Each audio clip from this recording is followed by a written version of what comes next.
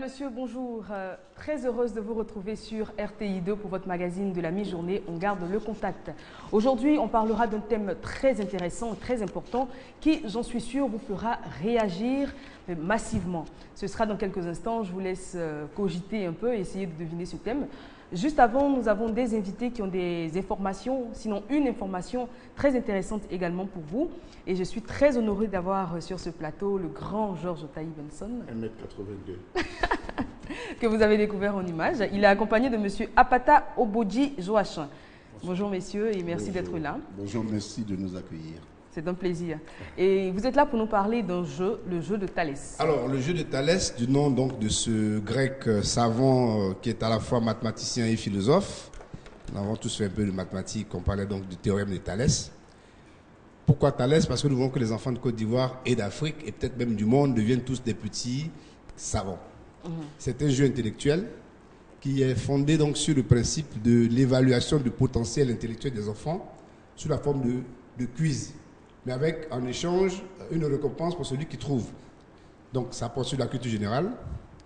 Les enfants s'asseyent autour d'une table avec un plateau de jeu sur lequel plateau on va disposer de l'argent de jeu, un peu comme dans d'autres jeux que vous connaissez, on dépose de l'argent de jeu. Ensuite, un lot de questions et chaque enfant va être soumis à un questionnement direct, et s'il donne la bonne réponse, il empoche donc la mise de fonds qui est faite. S'il n'y arrive pas, ce sont ses partenaires, ses adversaires d'un jour, qui empochent les fonds. Alors vous imaginez un peu ce que ça crée comme adversité entre des enfants. Lorsqu'on pose la question, je ne sais pas, moi je dis n'importe quoi. Tu t'appelles Eva Amani? Animatrice de l'émission, on fait 4 propositions de réponse. Et vous voyez sur le plateau, il y a A, B, C, D. Oui. Donc il y a toujours 4 propositions de réponse et l'enfant doit dire si la réponse est A, B, C ou D. Et quand son adversaire n'est pas d'accord avec la réponse donnée, ben, il propose une autre réponse. Et donc il y a de la discussion, il y a du débat, parce que derrière il y a de l'argent. Alors justement cet argent-là, c'est de l'argent fictif comme dans c'est de l'argent fictif. C'est de l'argent fictif. Mais en même temps, c'est important de savoir que quand on est dans une communauté, le plus intelligent doit être le plus riche. Non, il faut qu'on accepte cela, c'est un principe naturel. Tout à fait. Le plus intelligent, le plus brillant. Vous prenez par exemple les joueurs, Yaya Touré, Drogba, ils sont les plus riches, c'est normal parce qu'ils jouent bien au football. Donc, dans la vie de tous les jours, ça doit être également la même chose. L'enfant doit savoir que quand il répond correctement à une question, il reçoit la récompense de son travail en quelque sorte. Très bien. Donc, à l'école, s'il travaille bien, demain il sera un grand monsieur avec une grosse voiture et tout le reste. Donc c'est pour encourager une saine émulation. Voilà, c'est un jeu au niveau de nos enfants. Intelligent. Je pense que Benson pourra en dire un peu plus là-dessus, qui cumule à la fois la capacité de l'enfant à réagir en situation et d'entrer aussi au fond de lui pour sortir tout ce qu'il a. Parce que vous imaginez, on lui pose une question de culture générale. C'est quoi la distance entre... qu'est-ce que, par exemple, le thème année-lumière représente? Une année-lumière, est-ce que c'est une distance? Est-ce que c'est un temps? Est-ce que c'est ci, c'est cela? Il va faire montre de ce qu'il sait, ce qu'il a appris. Et c'est vraiment un exercice important. Benson. Oui, merci. Vous savez, Eva, 2 ingénieurs sortent de la même école, de Yamoussoukro par exemple. Ils ont bu à la même source. Et puis, il y en a un qui est plus brillant que l'autre. Pourquoi? Parce qu'il s'est... Oui, il s'est cultivé. Exactement. Il a appris hors des livres universitaires. Et c'est ça la base de ce jeu de Thalès. Très bien. Vous comprenez? Parce que cet ingénieur-là, il sait qui s'appelait le Raïs, qui s'appelait Osadifou, etc. Le Douché. Ça, on n'apprend pas ça tous les jours à l'école. Notre ambition, c'est de faire que les parents, plutôt que d'offrir des pistolets ou des armes à Noël, n'est-ce pas, apprennent à offrir des jeux éducatifs à leur progéniture. Donc ce sont des petites questions comme ça sur des petites fiches. Par exemple, première question, une année-lumière exprime A, une vitesse, B, une durée, C, une distance ou D, un poids. C'est pas évident. Moi, je dirais une distance. Non. Une vitesse. Oula, j'ai vraiment besoin de ce jeu de Thalès, moi. La réponse existe bien le bien. Donc il y a un corrigé Et puis vous pourrez avoir les... Déjà, vous avez donc un formulaire de réponse qui est là. Très bien. Le code de la question. Le plus important. Donnez-moi le code de la question. Le code c'est... Il y a un numéro. 94 Oui. 01 Oui. 124. Alors c'est C la réponse. Bah, c'est bien, j'avais raison, c'est une distance. Qui vous a dit que Voilà. vous aviez Ben tort? voilà, j'avais raison, c'est une distance. Qui vous a dit que vous aviez tort? Parce que vous empochez la mise qui est là. Ben voilà, donc je Et vous remporte. voyez, ça stimule les enfants, Bah, ils super. s'amusent. Alors, on est allé jouer dans une cour. Très bien. La famille est le socle de la vie. Et quand la famille se retrouve autour de ce jeu, eh bien, on n'arrête pas. C'est un jeu familial, On justement, on n'arrête peut le pas. jouer. On peut On jouer n'arrête absolument. entre Alors, amis, en classe, en famille. entre amis, Très bien. en classe, etc. Eh bien, vous voyez, on dit quoi? Quel matériau utilise la biomasse? Qu'est-ce que la biomasse pour commencer? A, le Je bois, pose cette question. les déchets agricoles et fumiers. B, le plastique, la tôle. C, la terre cuite. D, les briques. La réponse est La biomasse. Le bois. Tout ce qui C'est est les bois, tout ce qui est ramassé déchets. déchets. D'accord. Donc, si C'est vous voulez de la vous culture. cultiver, justement, Pour tout le monde. approfondir vos connaissances Alors, il y a des en niveaux. culture générale, Il y a n'hésitez des pas. niveaux. Très des bien. niveaux de difficulté. Moi, avant de finir, Oui. j'aimerais vous poser une question. Le jeu de Thalès, pourquoi, vu que le jeu a été conçu par un Ivoirien, Par des Ivoiriens, Par par des ingénieurs d'une école supérieure ici en Côte d'Ivoire. très bien. Alors moi, c'est par rapport au nom, petite question, pourquoi ne pas donner... On va peut-être changer le nom plus tard. Pour Voilà, l'instant, par exemple, moi, pour je l'instant, pensais à c'est Cheikh Anta Thalès. Diop, par Mais exemple, attendez, c'est on va un le vendre aux grand Chinois. africain. Attention, on va le vendre aux Donc, Chinois aussi. hein. Très bien. Il est universel. Hein. Exactement. Très bien. Donc, pour finir, les Alors, pour contacts, finir, pour à se l'intérieur donc de ce procurer. coffret, vous avez ce qu'on appelle la brochure du jeu de Thalès, D'accord. qui donne toutes les informations à l'enfant dont il pourrait avoir besoin pour répondre correctement aux questions.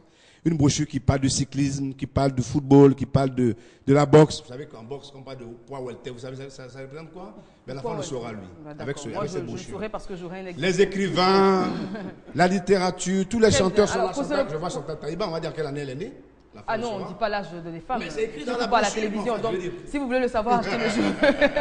Alors, pour finir, les numéros de téléphone pour se procurer ce jeu de Thalès. Le jeu ne coûte que 10 000 francs. Il sera en 10 000 librairie dans une semaine exactement. Numéro 77 33 77 70. Très bien. 77 33 77 70 ou 45 08 96 25, disponible en librairie à partir de la semaine prochaine. Pour finir, j'exhorte les parents de tous âges à... Très bien. Vous avez Tout est compris. dit. 10 000 francs seulement. Vous 10 avez 000 francs, compris. c'est abordable pour ceux Vous qui avez cultivent. compris. Il Merci. est, il Et il y a est, 240 questions. oui, il est Super. créé par des Ivoiriens, Très pour bien. des Africains, pour des Européens, pour le monde. Merci C'est une beaucoup. révolution. Merci C'est une beaucoup, révolution. La messieurs. première version, il y en aura plusieurs. Et c'est Très pour bien, ça on que est je m'y suis impatients intéressé en On est tant que impatients de voir conseiller. les Et prochaines nous sommes versions. fiers de notre trouvaille. Nous sommes en fiers de sommes vous fiers. également. Merci, messieurs Apata et Georges Taïbenson, pour votre sympathie et puis votre bonne Merci. humeur. Merci. Merci pour votre sympathie et votre bonne humeur. Merci. J'ai eu peur d'avoir dit une bêtise. Merci à vous. Alors, très chers téléspectateurs, je vous l'ai dit, aujourd'hui, on parlera d'un thème très important. Et pour ce faire, nous avons sur ce plateau le docteur Koulibaly, que vous apprenez à connaître. Il était déjà avec nous la semaine dernière, jeudi et vendredi. Monsieur Koulibaly est socio-anthropologue. C'est ça. Bonjour, monsieur Koulibaly. Bonjour Eva. Et on parlera aujourd'hui de cybercriminalité, plus précisément du cas de ceux qu'on appelle les brouteurs. Oui. Et il ne sera pas seul. Dans quelques instants, vous allez découvrir notre second invité, notre second consultant, qui a des choses intéressantes à dire sur le sujet. Et nous sommes très heureux de l'avoir sur ce plateau parce que si vous êtes des fidèles de cette émission, et je sais que c'est le cas, vous vous souvenez sûrement de ce monsieur qui a appelé la semaine dernière, c'était jeudi dernier, pour donner son point de vue. On parlait alors de délinquance. Et il nous disait qu'il était criminologue et qu'il faisait des travaux assez poussés sur le phénomène des brouteurs. Et comme cette émission, c'est la vôtre, d'ailleurs, je vous lance un appel. Si vous voulez participer, soit en nous proposant des thèmes ou en étant physiquement présent sur ce plateau, c'est toujours avec une grande joie qu'on vous accueillera. Monsieur Kofi est là. Bonjour, monsieur Kofi. Bonjour Eva. Quel plaisir de vous avoir. Nous sommes également heureux d'être sur ce plateau avec vous et avec Dr Koulibaly. Très bien. La semaine dernière, vous étiez devant votre petit écran. Aujourd'hui, vous êtes dans la télévision. Et c'est un plaisir pour nous. Donc, je rappelle que monsieur Kofi est criminologue et le docteur Koulibaly est socio-anthropologue. J'ai toujours du mal à dire cela. Ah ouais. Maintenant que le décor est planté, le thème, vous le connaissez donc, cybercriminalité, on parlera particulièrement de ce qu'on appelle les brouteurs. On va commencer par l'état des lieux. Monsieur Kofi. Merci Eva. Je voulais dire, je suis heureux d'être sur ce plateau aujourd'hui pour parler de ce thème qui est aussi important. Cybercriminalité, broutage, les notions sont un peu disparates. Donc il faudrait que nous sachions d'abord ce que c'est que la cybercriminalité, étant donné que le broutage, le phénomène du broutage est inclus dans la cybercriminalité. Alors, la cybercriminalité, généralement, on l'a définie, hein, c'est une nouvelle forme de criminalité, mais qui est cette fois-ci, qui s'opère à partir des moyens techniques, des nouvelles technologies de l'information, les TIC, comme on les appelle généralement, pour pouvoir commettre des crimes. Et ces crimes sont de divers ordres, parmi lesquels, bien évidemment, nous avons le broutage, le phénomène du broutage. Voici un peu ce que c'est que la cybercriminalité. Voilà. Je ne sais pas si docteur Coulibaly. Docteur Coulibaly. Oui, je pense que c'est dans la même ligne du sujet de la semaine dernière. Hein. Comme il a dit, hein, le phénomène du broutage, c'est un phénomène social. C'est un phénomène social qui s'inscrit d'une manière générale dans la délinquance astucieuse. Aujourd'hui, il y a une dénomination, on appelle ça la délinquance astucieuse. Comme je l'ai dit, c'est une forme de délinquance. En quelque sorte, comme mon cher ami l'a dit, M. Kofi, ça veut pas dire ce qu'on met sous le vocable de cybercriminalité. Tout simplement, c'est-à-dire que nous vivons aujourd'hui dans une ère de cybernétique. Aujourd'hui, on dit que nous sommes dans une société cybernétique. C'est ce qu'on appelle l'utilisation des sociétés d'éthique, etc. C'est une société cybernétique. Donc, il y a une forme déviante. C'est normal qu'il y a des formes de déviation qui vont s'instaurer et face auxquelles je pense que nous allons voir ensemble quelles sont les mesures qu'il faudra prendre. Mais c'est une réalité. Alors, justement, quand vous parlez de délinquance astucieuse, c'est une délinquance qui fait appel à l'intelligence. Tout à fait. À la ruse, on dira. Voilà. C'est pourquoi aujourd'hui, ce vocable est sorti dans le jargon des criminologues, des sociologues. La délinquance astucieuse, c'est-à-dire que déjà, c'est de l'astuce qu'on utilise. De la malice. De la malice dans une forme de déviation, dans une forme déviante, pour donner un résultat qui est en quelque sorte, qui équivaut à la criminalité. Donc vous êtes considéré comme un criminel, mais un criminel cybernétique. Ça, c'est la cybercriminalité. Très bien. Monsieur Kofi, pendant notre séance de travail, vous nous disiez que toutes les couches de la population sont touchées par ce phénomène. Donc les classes moyennes, les classes aisées, les classes moins aisées, tout le monde, dans toutes les couches, ce phénomène-là existe. Malheureusement, oui. Ce phénomène est observable dans toutes les couches sociales. Chez les nantis, chez les moins nantis et chez les pauvres. Très bien. On va prendre un coup de fil de M. Sévérin qui nous appelle de Koumassi. Allô? Oui, madame. Bonjour, M. Sévérin. Oui, par rapport à la cybercriminalité, là. Oui. Oui, mais ce n'est pas seulement que les gens de cybercriminalité, ce sont seulement que les escrocs. Oui, alors là, on a bien circonscrit le débat. C'est évident, monsieur, mais là, le thème est clair, on parle du cas des brouteurs. C'est pour dire que la cybercriminalité englobe beaucoup de choses dont on ne parlera pas forcément aujourd'hui. Donc, on va s'appesantir sur ce sous-thème. Merci beaucoup, monsieur. Il y a des ONG qui sont des cybercriminels. Tout à fait. On peut débattre de ce thème pendant une autre émission, mais aujourd'hui, on va parler particulièrement des brouteurs. Merci beaucoup pour votre attention. Alors, vous disiez que toutes les couches sont malheureusement touchées par ce phénomène-là. Et aujourd'hui, la tendance est la jeunesse. La jeunesse, mais bien avant d'arriver, il faut savoir que la cybercriminalité a fait un chemin avant d'arriver ici chez nous en Côte d'Ivoire. C'est un phénomène qui était connu dans les pays comme le Nigeria. Le Nigeria qui occupe la 3e place mondiale en matière de cybercriminalité. Et puis le Ghana en 7e position et le Cameroun en 9e position. En ce qui concerne le top 10 de la cybercriminalité. les pays de l'Est de l'Europe sont en première position. Donc, vous voyez comment ce phénomène est en vogue dans nos sociétés africaines. Donc, il a parcouru son chemin, puisque ces personnes sont traquées dans ces pays-là, parce qu'ils ont pris des dispositions rapidement.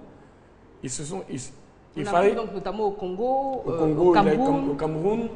Le Cameroun, comme je l'ai dit tout à l'heure, occupe la 9e place mondiale en ce qui concerne la Et la Côte d'Ivoire? La Côte d'Ivoire, c'est un enfant qui est aujourd'hui en train de prendre la tête. Parce que toutes ces personnes qui se cachaient dans ces pays-là ont fui et se sont retrouvées ici. Il faut le préciser également qu'il n'y a pas que des Ivoiriens qui sont des brouteurs. Il y a des personnes d'autres nationalités qui viennent exercer en Côte d'Ivoire. Les Ivoiriens ont été initiés à ce phénomène. Au départ, quand ceux qui pratiquaient la cybercriminalité, le broutage, sélectionnaient les personnes avec qui ils travaillaient. Ils ne travaillaient pas avec n'importe qui. Ils avaient une certaine classe avec laquelle ils s'accrochaient aux affaires des riches. Parce que si demain on les attrape, ils diront que c'est tel enfant de tel ministre, c'est par exemple tel enfant de tel DG qui m'a donné ses sous pour pouvoir faire le malin. Donc ils avaient une couverture, ils se couvraient pour ne pas être perçus, être dévoilés très rapidement. Donc vous voyez un peu que ce n'était pas seulement lié à une classe dans le temps, bien avant, dans les années 2000. C'était une classe particulière, mais avec l'évolution, avec la dynamique que connaît ce phénomène, aujourd'hui, il s'étend à toutes les couches sociales. Voilà. Très bien. Docteur Koulibaly, je pense que l'état des lieux est fait. On va peut-être passer au second sous-thème, donc origine et cause. Oui, ce que je peux dire, parlant des origines, c'est que ce qu'il faut retenir, c'est que tout modèle de société génère des formes déviantes. C'est-à-dire lorsque, comme à l'époque, nous étions dans une société juste au lendemain des indépendances, on rentrait dans l'ère industrielle, il y avait le développement de l'agriculture, ça a généré son lot de déviants. Nous sommes aujourd'hui à l'ère des TIC d'une manière générale, ça génère aussi ces formes de déviants. C'est ce qu'il faut retenir. Il ne faudrait pas se dire que ce n'est pas des phénomènes qui ne devaient pas exister, ça va exister. Pour les origines, comme il a dit, il y a une évolution. Ces origines, évidemment, compte tenu de la période d'introduction de ces nouvelles technologies en Afrique, évidemment, ce genre de situation n'existait pas. Mais il y a eu une importation, comme il a dit, il y a une importation, mais ce n'est pas directement au niveau de la Côte d'Ivoire. Vous connaissez bien en Afrique centrale le phénomène de Féman. Tout à fait. Le Féman, Cameroun, Nigeria, comme il a bien dit, c'est là que tout est parti en Afrique, dans notre aire géographique, Afrique centrale, Afrique de l'Ouest, c'est parti du phénomène de Féman, qui était sous la couverture de jeunes migrants vivant en Europe, c'est comme ça ça a commencé, et qui avait déjà commencé à arnaquer des cibles, des populations là-bas, et dès qu'ils faisaient un grand coup, si vous me permettez le mot ainsi, et ils venaient directement dans leur pays d'origine, et puis présentaient, faisaient des investissements dont on le reconnaissait comme étant une nouvelle forme de bourgeoisie, entre guillemets, dans ces pays-là. Mais le problème, c'est qu'à un moment donné, tout le monde savait ce que ces Féman faisaient en Europe et ils migraient pour faire un peu les trucs ostentatoires de richesse dans leur société. Et justement, lorsque les TIC se sont développés, alors c'est à partir de ce moment aussi, comme on l'a dit, délinquance astucieuse, c'est pas rien. C'est une astuce qu'on utilise avec de l'intelligence. Et qu'on essaie toujours de perfectionner. Et voilà, et c'est là on rentre dans le domaine de la formation, je vais venir vers la migration en Côte d'Ivoire. Et donc, il y a eu une adaptation de ces Féman-là, il y a eu une adaptation de ces Féman à ce nouveau contexte d'utilisation des TIC qui était encore plus adapté, plus élaboré, parce qu'on n'avait plus trop besoin de se déplacer, il fallait constituer juste un réseau pour pouvoir jouer les entremetteurs et puis brasser les ressources. Et donc, pour ce qui concerne l'avènement vers la Côte d'Ivoire, vous savez, comme il a dit, à un moment donné, il y a une lutte contre ces phénomènes-là dans ces pays-là, Nigeria et Cameroun. Et ces adeptes, les adeptes de ces pratiques, ces délinquants, on peut les appeler ainsi, ont profité d'une situation en Côte d'Ivoire parce qu'on venait rentrer dans une situation de crise. Donc, la société ivoirienne était à la croisée des chemins. Et donc, vous savez que quand on est en période de crise, sociologiquement, ça favorise plus les formes de déviation, plus les anti-modèles sociaux, comme on le dit. C'est ainsi que la société ivoirienne, cela a été introduit dans la société ivoirienne, comme il a dit, par ces ressortissants-là. Et les Ivoiriens, peut-être, on pourrait le dire, peut-être étant tellement intelligents, se sont accaparés du phénomène et ils sont devenus les premiers dans ce domaine-là. C'est dommage, mais on peut le dire, il faut le dire ainsi, c'est dommage, on a été premiers, mais dans un... pas dans le bon sens. En général, les Ivoiriens, on excelle dans tout ce qu'on fait, que ce soit dans le bien ou dans le mal, on se excellé, débat pour être les On a meilleurs. vraiment excellé dans le domaine et le risque aujourd'hui, et comme je l'ai dit la semaine dernière, on commence à développer une sous-culture du broutage. Ça devient une sous-culture, ça veut dire qu'il y a un monde qui se reconnaît dans ce broutage-là. Il n'y a pas que les jeunes, comme il a dit, ça part de toutes les catégories parce que ça génère assez de ressources financières. Et donc, assez de ressources, c'est tentant. Il y a toute une tentation qui se développe par rapport à ce phénomène parce que ça s'inscrit aussi dans une facilité. Images, c'est voilà, faramineux quand même. Dans une facilité. Voilà un peu pour ce que je peux dire par rapport aux origines. Et puis pour les causes, je pense qu'on va encore dévoiler. Alors, est-ce que vous avez quelque chose à ajouter? Oui, je voudrais juste donner un chiffre. Il faut dire que 90% des anarques en Afrique viennent de la Côte d'Ivoire. 90% en 2012, selon les sources policières ivoiriennes. 90%. C'est énorme. C'est énorme. Donc, voyez un peu l'ampleur que prend ce phénomène au niveau de la Côte d'Ivoire. Et Abidjan est devenu une zone rouge en ce qui concerne la cybercriminalité. Tout à fait. Toutes les instances internationales, toutes les publicités mises à part, le FBI, le service, voilà, en Europe, en France, ils ont les yeux braqués sur la Côte d'Ivoire. Sur la Côte d'Ivoire, c'est pas bon, il faut changer. Et c'est pas bon. De toutes les façons, nous en parlerons dans d'autres chapitres. Voilà. Alors moi, j'ai une question à vous poser, je la pose à tous les deux. On sait aujourd'hui que ces jeunes gens qu'on appelle des brouteurs sont vraiment très jeunes. Ils sont vraiment très jeunes. On voit des brouteurs à partir de 11 ans, 12 ans, peut-être même un peu plus tôt, chacun à son petit degré. Et voilà, on a des images de ces jeunes-là qui sont au cybercafé pratiquement toute la journée. Mais ce sont des jeunes gens qui sont à peine sortis de l'adolescence. Pourquoi est-ce que les jeunes sont plus facilement influencés par ce phénomène?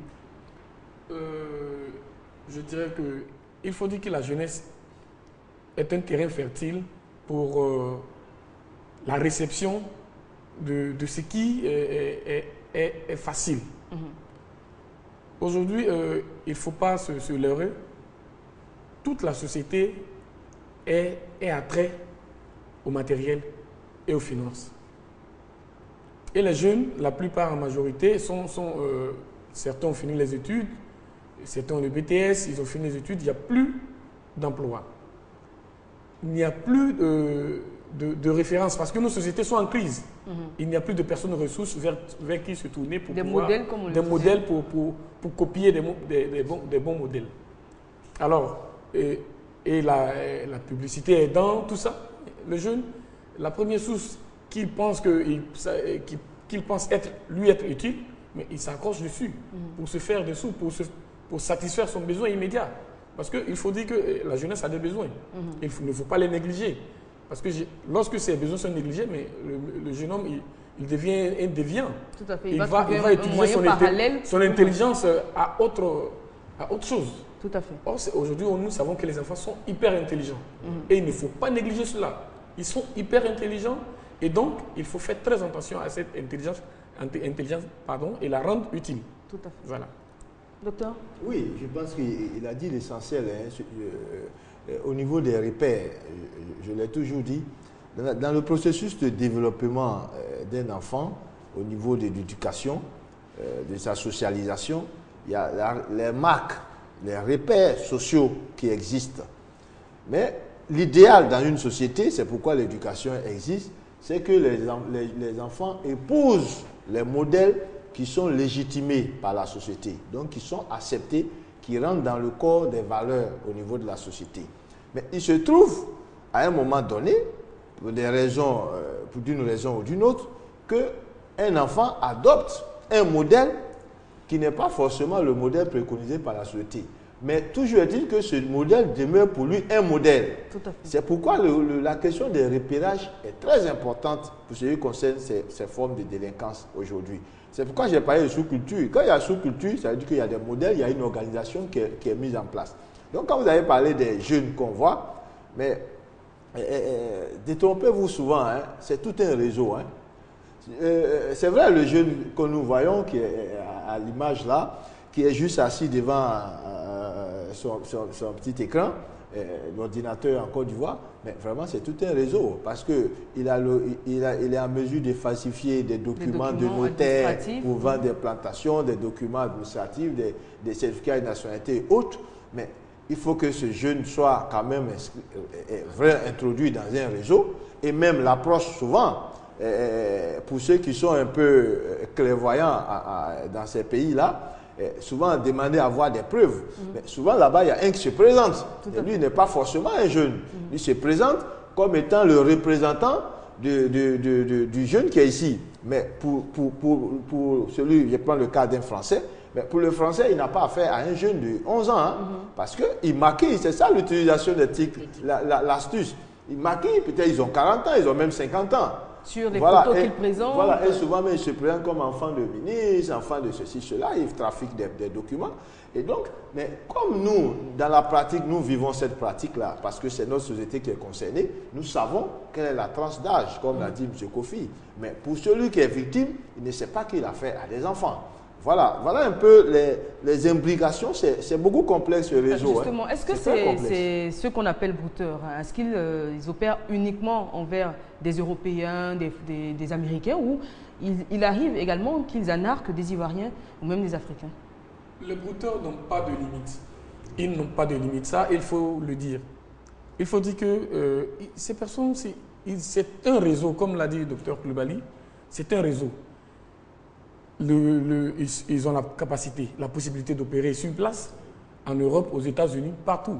Et selon les statistiques de la Revue internationale de criminologie et des statistiques policières, chaque seconde, il y a 18 personnes qui sont arnaquées. Chaque seconde, dans le monde? Dans le monde, chaque seconde.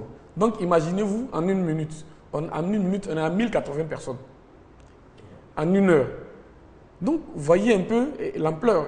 Donc, la personne ne peut pas exercer seule. Elle ne peut pas agir seule. Si, en une seconde, un tel nombre de personnes est escroqué. Voilà. Donc, il faut faire très attention sur ces éléments. Alors, pour revenir à ces jeunes brouteurs, comme on les appelle, en général, également, ce sont des jeunes gens qui sont scolarisés ou la majorité est sortie du système scolaire? Aujourd'hui, ils sont à l'école, ils sont pas scolarisés. Certains sont à l'école, certains ne sont pas scolarisés. Et même des hommes qui travaillent, des personnes qui travaillent sont dans le phénomène, malheureusement. Des salariés, ça donne à ce fait-là. Tout à fait. La dernière fois, je voyais d'ailleurs un gros titre d'un journal qui m'avait choqué, un policier qui avait été arrêté. J'ai vu également l'image comme vous. Un policier qui avait été en plein broutage. C'était assez choquant. Bon, malheureusement, il est censé combattre ce phénomène. Il y a de la mauvaise graine partout. Voilà, c'est toujours comme ça, mais on ne peut pas prendre ce policier pour généraliser. incriminer tous les autres. Loin de nous cette idée. Loin de nous toute cette idée. Et puis, alors moi j'aimerais savoir l'implication des parents, parce qu'on ne peut pas être parent et ignorer que son fils ou sa fille a des activités. D'ailleurs, avant de revenir à ma question, les filles, quelle est leur part dans ce phénomène? Dans ce phénomène, le partage est fait. Hein. En ce qui concerne les arnaques au niveau de la sexualité, en ce qui concerne les films, la pornographie, les filles sont utilisées pour appâter le potentiel client. Comment ils appellent dans leur jargon,